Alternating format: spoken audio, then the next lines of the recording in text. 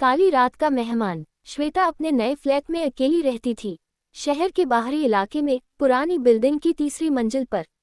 उसे वहां सस्ता किराया मिल गया था। हालांकि मालिक ने कई बार कहा था, रात को दरवाजा बंद रखना और किसी की भी आवाज सुनो तो जवाब मत देना। एक रात बारिश जोरों से हो रही थी। श्वेता किताब पढ़ रही थी कि अचानक दरवाजे पर दस्तक हुई। टक टक टक। कौन है? श्वेता ने पूछा। कोई जवाब नहीं। फिर दस्तक हुई, इस बार तेज। टक टक टक। श्वेता ने पीपहोल से देखा, बाहर अंधेरा था, कोई नहीं था। शायद हवा से आवाज आई होगी, उसने सोचा। लेकिन रात 2 बजे फिर दस्तक हुई। इस बार एक आवाज भी आई, खोलो प्लीज, मुझे मदद चाहिए। एक औरत की आवाज थी, बहुत कमजोर, रोती हुई।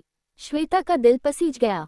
कौन हो तुम? मेरा एक्सीडेंट हो गया, खून बह रहा है, प्लीज दरवाजा खोलो। श्वेता ने फिर पीपहोल से देखा, एक औरत खड़ी थी, सफेद साड़ी में, बाल बिखरे हुए, चेहरा नीचे झुका हुआ।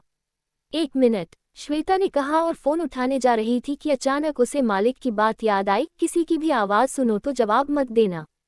खोलो ना। आवाज फिर आई, इस बार ज्यादा तेज, खोलो, मुझे अंदर आने दो। श्वेता ने फिर पीपहोल से देखा, औरत अब सीधे पीपहोल की तरफ देख रही थी। उसकी आंखें नहीं थीं, सिर्फ काले गड्ढे थे। श्वेता चीख पड़ी और पीछे हट गई।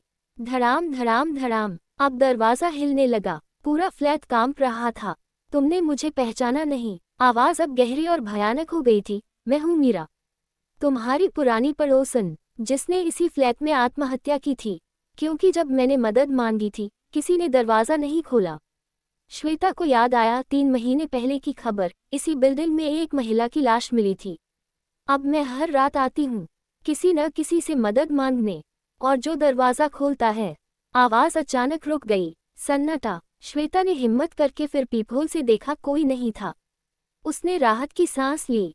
शायद वो चली गई, लेकिन तभी उसके पीछे से एक ठंडी सांस उसकी गर्दन पर पड़ी।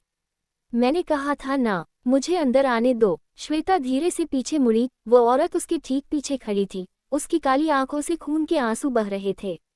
पर मैं तो अंदर आ गई, क्योंकि तुमने जवाब दे दिया था। अगली सुबह पुलिस को श्वेता का फ्लैट खाली मिला। बस दीवार पर खून से लिखा था, जवाब मत देना। आज भी उस फ्लैट में रात को दस्तक सुनाई देती है, और कभी कभी 2 आवाजें आती हैं, मदद मांगती हुई। सबक, अगर रात को कोई अजनबी दस्तक दे तो सीधा 100 डायल करो। दरवाजा खोलने से पहले या जवाब देने से पहले सोच लो, कुछ चीजें जो दिखती हैं वो होती नहीं।